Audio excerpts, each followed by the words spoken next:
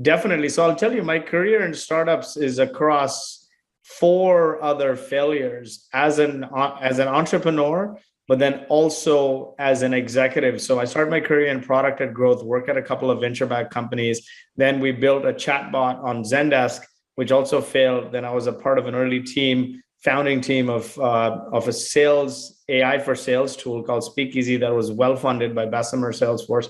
That also failed. And through that journey, I realized that customers are looking for an outcome. They don't want software, they don't want technology, they want an outcome. And your job is to get them that outcome by any means possible. And so, what formulated this thesis that fall in love with your customer and make them successful beyond your product or service. If you build a community, you will not become a commodity. If you build a community, you will not become a commodity. So when we started Boast, we sell to founders, CEOs, we sell to innovators, right? And our goal is to enable innovators to become successful. Our mission at Boast, yes, we automate tax returns. What I tell everyone is like fall in love with the customer and the problem, not the solution. And so our customers need money what do they need money for? To innovate, to scale their innovations, to innovate faster. And so our mission is enabling innovators to become successful and change the world. Every dollar spent in innovation returns more than 20 to the economy. From vaccines to robots to clean drinking water is a function of innovation. So when we started the company, we were two people. We bootstrapped Boast till about near 8 figures, and then we raised our Series A. So it's very hard to build a bootstrap company in an environment where you're competing with very large companies who are doing it manually, right? And so we started hosting events. We started hosting pizza nights every week, every other week, every month. And it would be like master classes. We'd invite speakers to speak on specific topics and then run like masterminds around it. And every time we do these pizza nights, more and more and more and more people would show up. And eventually we said, hey, it's getting too big, so let's do a conference. That conference today has evolved into a community of more than 100,000 subscribers. We host more than 100 events a year, including webinars, dinners in different cities, meetups, conferences, generates huge brand value and word of mouth. It's funded entirely through sponsorships run by volunteers, and we donate all the profits. And this community is called Traction, and every major CEO from Twilio to Intercom has been to our events. And so what is the value of community-led growth?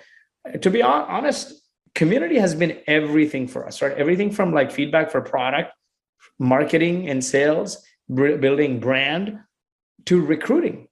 We raised our Series A last December. We had about 30 people. We're about 120 people right now. And we have 2 in-house recruiters that have done all the recruiting because we have this mini brand as a function of the community. Some of our biggest clients came from there. We met our investors through our community. So community can do a lot for you. I feel like community, say you're in an industry where a category doesn't exist.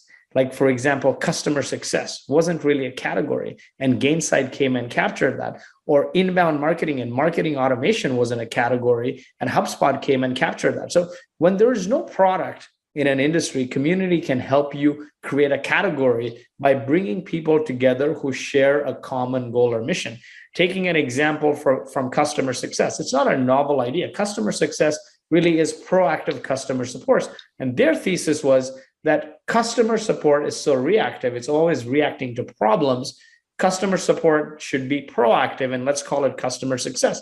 But that wasn't a category, that, let alone software there. So they started building a community around customer success people and professionals, people who are interested in that concept. And there was a small group of people, and the Gainsight team created customersuccess.com, and they built the Pulse community. And it was all about educating people on how to provide better, more proactive customer service to your customers, all the data around it. Today, customer success is the fastest growing industry, and Gainsight pretty much has captured a category. Same example with HubSpot.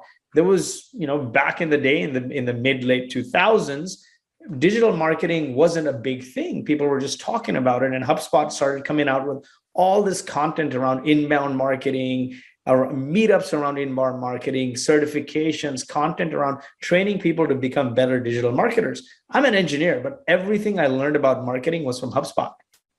Then they came out and said, hey, you know what? We have a one-stop shop to make it easy, marketing automation software, HubSpot.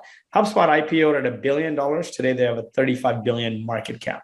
So it helps you create a category when you don't have a product. But beyond that, it helps you build something bigger. It helps you build a movement. When more people attach to the same mission, it becomes a movement. Look at what Apple did, right? Look at what Nike did. Nike is a commodity, it's a shoe, but they celebrate athletes and athletics. And that's how people get attached to it. It's a community around athletes and athletics. Oh, definitely.